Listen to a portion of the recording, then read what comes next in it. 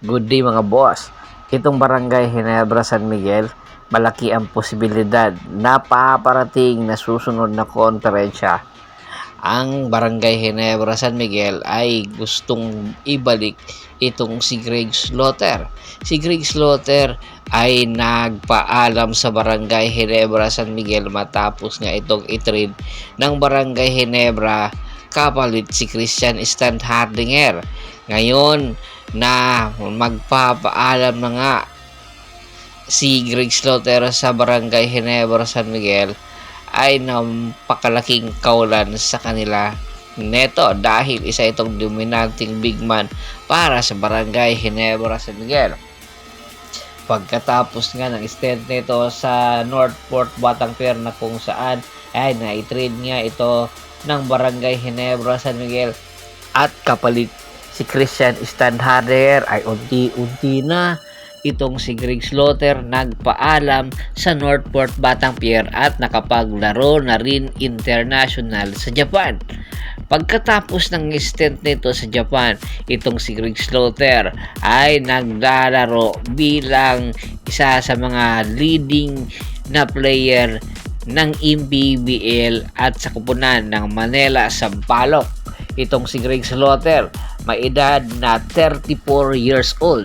Ilang taon na lang ang ilalagi nito sa PBA at sa Barangay Ginebra San Miguel. Kung sakasakali man na mapunta at maibalik ito sa Barangay Ginebra San Miguel, kinakailangan muna ng Barangay Ginebra San Miguel na magpakawala ng mga players na posibleng maging kapalit nito sa Northport Batangpier, dahil ang Northport Batangpier siya pa rin ang number 1 na magmamay-ari ng rights kay Greg Slaughter. Kaya naman unti-unting kinakausap na daw itong si Greg Slaughter at ng kanyang agent ng Barangay Ginebra San Miguel sa posibleng pagbabalik nito sa barangay.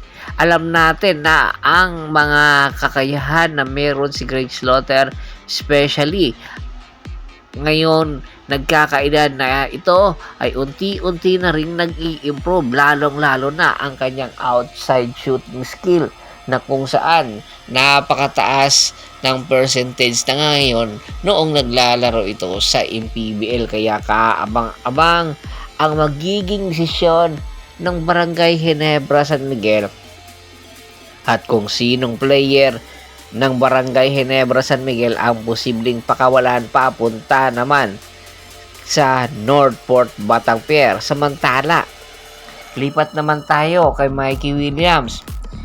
Napapabalita kasi na ang Converge San Miguel at ang Barangay Ginebra San Miguel ay interesado makuha itong si Mikey Williams sa Tropang Giga. Sumuko na kasi si Mikey, or rather ang Tropang Giga, kay Mikey Williams para papirmahin ng extension contract. Bagamat hindi pa ito nakakapirma ng kahit anong kontrata sa Tropang Giga, ay pwede itong i-negotiate ng Tropang Giga para makakuha ng mga players na bago, kapalit lang itong si Mikey Williams.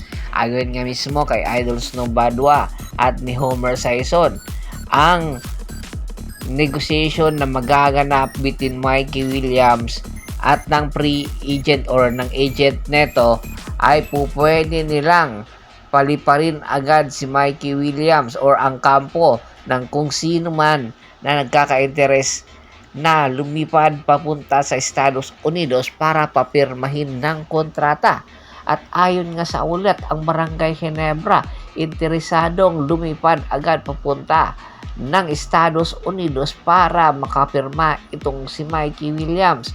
Ang tanong na lang, sino mga players ng Barangay Ginebra San Miguel ang kanilang pakakawalan kapalit lang itong si Mikey Williams? Alam natin na marami pa itong ipapakitang mga kakayahan or arsenal para sa pagbabago ng Northport Batangpier. Ano sa tingin nyo? Kung sakasakaling ngang matuloy ito, sino ba po pwedeng ibigay ng Barangay Ginebra si Aljon Mariano ba, Ben Adamus, or kasama na rin dito si Bon Pesumal? Komento na sa baba ng video at pag-usapan natin niya. Patas ba itong mangyayaring trade negotiation ng Barangay Ginebra San Miguel at ng tropang Giga involving itong si Mikey Williams? Komento na sa baba ng video. Once again, bago pa natin tapusin ang ating kwentuhan, shoutout muna tayo sa ating mga solid na followers na laging sumusuporta sa atin. Kay Anthony Lucky Alon, Telemart Pangilinan at sa Pangilan Pamimili ng Apalit, Pampanga, Ronald Bersobidad at sa Bersobidad Family, Adrian Dulay at sa Dulay Family, Malyari Mascareñas at sa Mascareñas Family, Scott Ranger. Marami pong salamat sa walang sawa niyong pagsuporta. Pakibisita rin po ng aking Facebook fanpage na Hapres PH, Polgoso, Bostor at Bus Idol para sa karagdagang mga sports balita. Hanggang sa muling kwentuhan, maraming salamat po.